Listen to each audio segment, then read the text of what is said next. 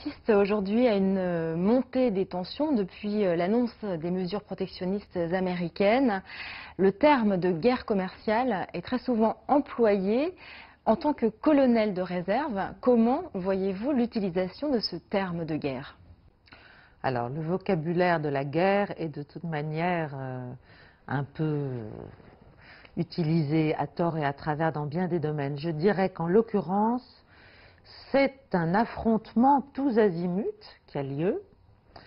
D'ailleurs, des officiers chinois, il y a déjà une bonne dizaine ou quinzaine d'années, l'avaient théorisé dans ce qu'on appelait une guerre hors limite, c'est-à-dire une rivalité, en fait, dans tous les domaines, en même temps, de façon simultanée, que ce soit commercial, culturel, normatif, financier, politique, militaire, bien sûr, mais ça n'est qu'un aspect.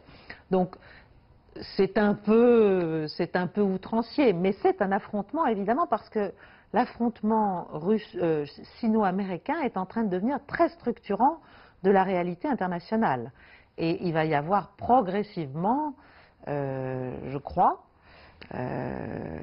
une polarisation, une nouvelle polarisation qui va se faire autour de ces deux môles principaux. Voilà, la Chine est déjà à l'œuvre dans un certain nombre de régions où elle conteste le leadership ou ce qu'il en reste américain. Après, eh bien, il va y avoir des conséquences pour tous les autres pays ou groupes de pays ou régions par rapport à cette nouvelle bipolarisation. Alors, vous êtes une spécialiste de la Russie. Comment se place, d'après vous, l'Europe et la Russie dans ce conflit? Eh bien, la Russie et l'Europe sont à la fois des acteurs importants et clairement des enjeux et des cibles. Géographiquement, ce sont des points de passage par rapport à l'idée, au projet chinois des routes de la soie.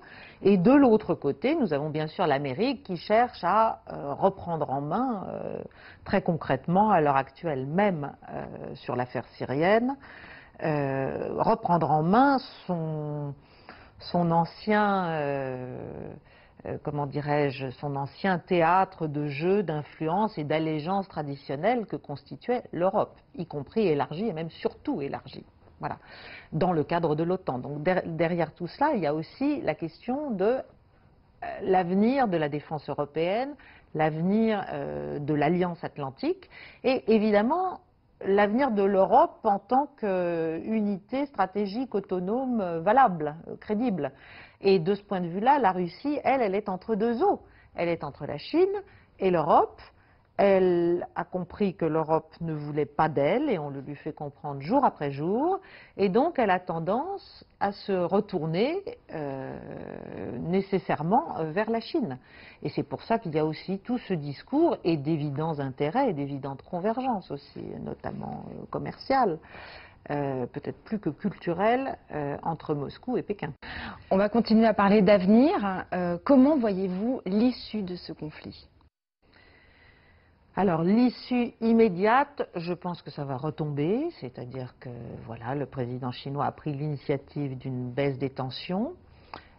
Peut-être y a-t-il en ce moment même d'autres domaines, comme par exemple le Moyen-Orient, sur lesquels peut s'exercer le dialogue américano-chinois. Donc il faudrait avoir tous les éléments pour dire ce qui va vraiment advenir de l'affaire commerciale. Maintenant, Xi Jinping comme Donald Trump sont des animaux politiques et aussi des hommes d'affaires redoutables.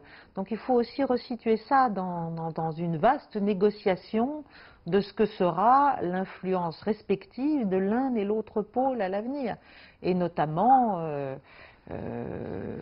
voilà, de la dédollarisation progressive de l'économie mondiale.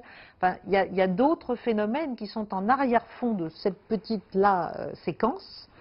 Je pense qu'il ne faut pas s'inquiéter, mais en même temps, il faut comprendre que nous ne sommes pas rien là-dedans. Nous sommes, on s'intéresse à nous.